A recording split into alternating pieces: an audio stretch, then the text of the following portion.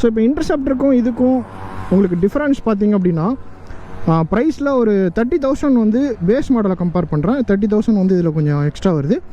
அந்த 30,000க்கு இதில் என்னென்ன அப்கிரேட்லாம் பண்ணியிருக்காங்க அப்படின்னு பார்த்தீங்கன்னா ஒர்த்து தான். ப்ளஸ் வந்து இந்த பைக்கோட செக்மெண்ட் அப்படின்னு பார்க்கும்போது இன்டர்செப்டர் வாங்குறவங்க இந்த வண்டியை கன்சிடர் பண்ணலாமா அப்படின்னா தாராளமாக கன்சிடர் பண்ணலாம். ஒன்று தான் ஒரு கன்சர்ன் என்ன அப்படின்னா இந்த சீட் ஹைட். ஸோ அது மட்டும் பார்த்தீங்கன்னா உங்களுக்கு இன்டர்செப்டரோட இது கொஞ்சம் அதிகம். ஸோ அது வந்து 805 mm நினைக்கிறேன். நான் உங்களுக்கு வீடியோவில் போடுறேன் எக்ஸாக்ட் ஒன். இது வந்து 830 mm. ஆக்சுவலாக எனக்கு வந்து பார்த்திங்கன்னா ரெண்டு பக்கமும் கால் வைக்கிறதுக்கு எந்த ப்ராப்ளமும் இல்லை. ரெண்டு பக்கமே ஃப்ளாட் ஃபுட் ஆகுது. நான் வந்து 5.8 feet டால். ஸோ மற்றபடி என்னென்னா மேஜரான சேஞ்சஸ் இன்டர்செப்டரும் இதையும் கம்பேர் பண்ணும்போது அப்படின்னா ஃபஸ்ட் அண்ட் ஃபார்மோஸ்ட் திங் இந்த இன்ஜின் இங்கே பாருங்க. ஸோ இன்டர்செப்டரில் வந்துட்டு ரெண்டு பக்கமுமே வந்து அந்த எக்ஸாஸ்ட் அவுட் வரும். இதில் வந்து பார்த்திங்கன்னா 2-in-1 எக்ஸாஸ்ட்னு கொடுத்துருக்காங்க. இங்கே பாருங்கள், இந்த சைடு இந்த சிலிண்டர்லேருந்து வர்றது